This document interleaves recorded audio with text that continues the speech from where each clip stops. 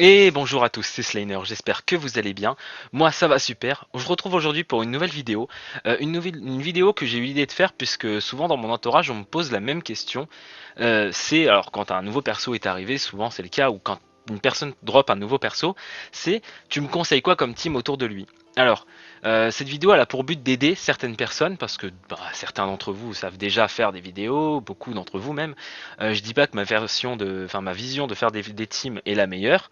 C'est vraiment, moi je joue pour le plaisir, il faut vraiment prendre ça en compte, je joue pour le plaisir. Donc c'est pour ça que je me prends pas trop la tête sur mes teams et je vais pas non plus faire la plus impressionnante, la plus puissante. Et il faut prendre en compte aussi que Genshin Impact est un jeu plutôt simple, on va dire dans le monde ouvert et dans les boss en général. Il y a vraiment que le fait des abysses qui est vraiment un peu plus compliqué. Mais sinon, dans la plupart des temps, c'est assez facile.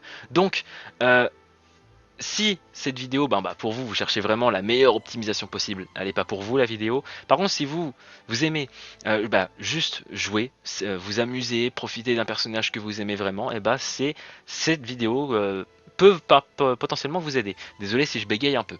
Alors, moi, faites-le en même temps que moi si vous voulez. Moi c'est simple, on commence par le perso que vous, on va dire, aimez le plus, celui que vous aimez le plus jouer, celui que vous trouvez le plus fort dans votre team, dans vos DG perso en général. Moi je vais prendre l'exemple de Yoimiya qui est un perso assez plutôt le plus récent et j'aime vraiment ce perso et je veux le jouer absolument. Surtout que j'ai eu la chance d'avoir son arc en plus, donc c'était parfait. Donc moi je vais baser sur Yoimiya et donc comment on va procéder pour faire cette team? C'est simple. Alors déjà on regarde l'élément. Quel est l'élément le plus actif sur Yoimiya? Est-ce qu'elle joue le plus souvent physique ou est-ce qu'elle joue le plus souvent en pyro? Là, pour l'occurrence, elle joue plus souvent en pyro. Donc, je vais essayer justement d'aller augmenter, lier les réactions à cet élément. Donc, qu'est-ce qui match le mieux avec l'élément pyro? Ça va être le cryo, l'hydro, l'électro, ça va. On est quand même plutôt bien avec l'élément pyro qui est plutôt bien saucé en vrai dans le jeu. Mais moi, on va dire la petite particularité que j'ai, c'est que moi je joue vraiment deux personnages en DPS. Donc je vais jouer Yoimiya en premier lieu, et en deuxième personnage, je vais jouer Keqing, parce que j'aime beaucoup le personnage de Keqing, et tout comme Yoimiya, j'ai vraiment... Alors j'ai pas eu de la chance, elle, non, je suis vraiment parti la chercher cette épée. Pour vous dire, je l'ai même eu sur la garantie du coup, parce que j'avais eu la berge, puis j'ai eu une Clémore, je sais plus son nom. Mais voilà, j'ai eu une autre Clémore qui m'a pas beaucoup servi et je voulais vraiment cette épée pour elle parce que je voulais la jouer électro plutôt que physique. Donc mon deuxième perso va être Keqing. Alors j'ai pas mal de chance parce qu'en vrai Yoimiya dans son ulti, son déchaînement élémentaire, elle va poser une marque de feu qui va justement générer des dégâts pyro à intervalles de coups portés par un autre personnage autre que Yoimiya. Et Keqing elle est vraiment bien parce que je peux juste claquer l'ult de Yoimiya et soit claquer la compétence élémentaire de Keqing, donc ce qui permet de se téléporter d'un endroit à un autre et passer en dégâts électro, ou alors coup enfoncé et ça fait juste un dégât électro sur le coup, mais Keqing ne passe pas en personnage électro, enfin dégâts électro, vous m'avez compris. Et je peux passer aussi sur son déchaînement élémentaire qui va taper plusieurs fois, donc potentiellement proc au moins deux fois le coup pyro de Yoimiya. Et derrière, si je suis en full électro, je vais pouvoir proc plus facilement sa surcharge et donc provoquer plus de dégâts sur l'ennemi. Euh, donc moi c'est mes deux persos, donc vous, soit vous avez un deuxième perso comme moi, que vous aimez jouer, donc vous faites comme moi, hein, si vous avez de la chance qui matche bien avec le premier, c'est très bien, sinon c'est pas grave, on va justement voir ça avec les deux autres persos, qui justement pour moi, va plus supporter Yoimiya, Mona, parce que comme je vous l'ai dit, on va voir l'élément du premier personnage, moi c'est Yoimiya, elle est pyro, et du coup, si je regarde dans mes cryos, dans mes cryos, j'ai pas grand chose qui va m'intéresser parce que je les aime pas plus que ça en fait. C'est surtout ça comment je joue mes persos, c'est les persos que j'aime bien jouer. Kishixi, c'est une bonne healeuse, oui certes, mais j'aime pas le personnage. Chungyun, j'aime bien le personnage, mais ses compétences ne m'intéressent pas vraiment. Keiya, j'aime bien le personnage de Keiya, mais le problème c'est qu'il va pas très bien matcher avec Yoimiya, puisque justement, moi je vais plutôt jouer à distance avec elle et que Keiya est un personnage corps à corps.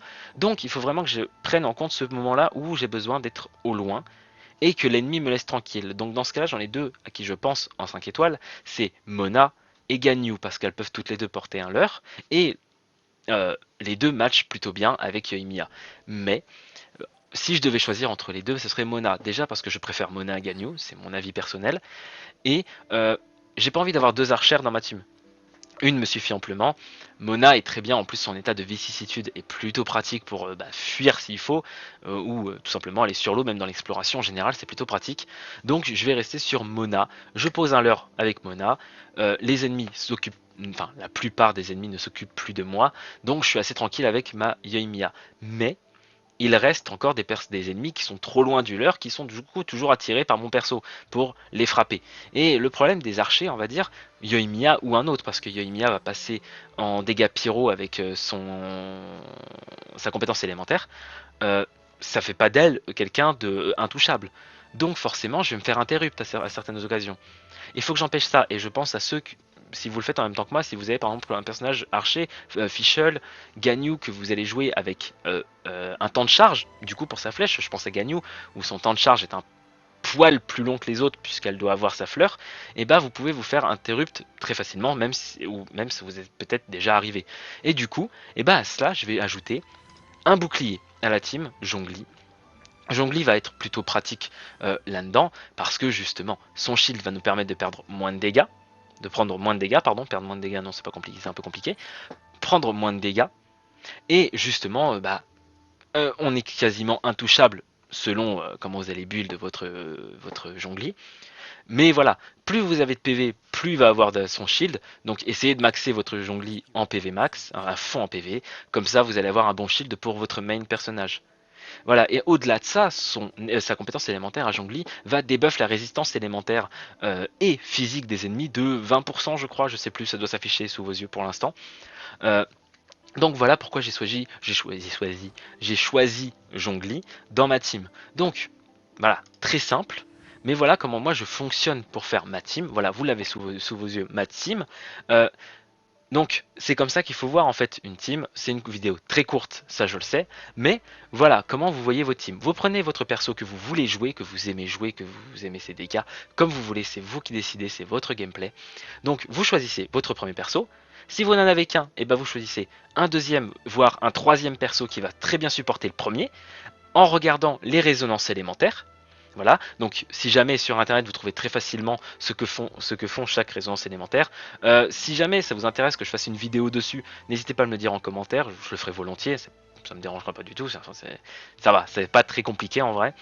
Euh, donc le deuxième et le troisième va supporter le premier perso, et en quatrième, je conseille soit un healer, soit un bouclier, selon votre utilisation du personnage en fait. Enfin voilà, c'est vraiment vous qui voyez. Vous faites comme vous voulez, soit un healer, soit un bouclier. C'est vraiment comme vous le voulez. Je me le tue, enfin je me le répète souvent à mes amis, mais et je le vois aussi beaucoup sur les réseaux sociaux, Facebook, Twitter. Il y a beaucoup de gens en fait qui vont critiquer les teams des autres parce que c'est pas la plus optimisée, c'est pas la plus forte, alors que la personne joue un personnage ultra puissant, mais ce personnage va beaucoup mieux avec lui. Pourquoi tu joues pas lui? Alors, t'en as c'est mis comme conseil. Et il y en a d'autres, ça va être mis comme limite, ils vont vous obliger à vouloir jouer ce perso, ils vont vous critiquer parce que vous jouez pas ce perso. Ces personnes-là, ces personnes qui vous donnent des conseils, qui vous disent oh moi j'ai joué ce personnage-là, ça va très bien avec. Vous pouvez prendre en compte ce qu'ils disent. Si ça vous plaît pas, c'est pas grave, hein, vous lui dites et puis ou vous lui dites pas, vous passez à autre chose. Mais les personnes qui vont vouloir vous rabaisser avec votre team, ça ne sert à rien de prendre en compte ce qu'ils disent ces personnes-là. Vous continuez. Genshin Impact c'est un jeu assez simple. Dans la plus grosse partie du jeu c'est assez simple. Vous prenez pas la tête. Ce qu'il faut avant tout dans un jeu c'est s'amuser. Voilà, c'est tout ce qu'il faut aussi pour vous. Être le meilleur, ça vous amuse. Et bah, c'est comme ça qu'il faut jouer. Si pour vous, juste explorer le jeu, ça vous amuse, et bah, faites comme ça. Vraiment, n'essayez pas de plaire à un autre parce que voilà, lui fait comme ça et voilà, faites comme bon vous semble.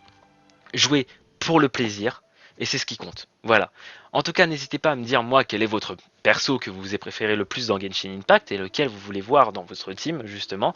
Pareil, si vous avez déjà construit vos teams, si vous avez construites pendant la vidéo, n'hésitez pas à me le montrer, hein, me dire dans les commentaires qu'est-ce que c'est votre team et pourquoi vous jouez ces personnages-là, c'est votre main DPS, pourquoi ça m'intéresse énormément.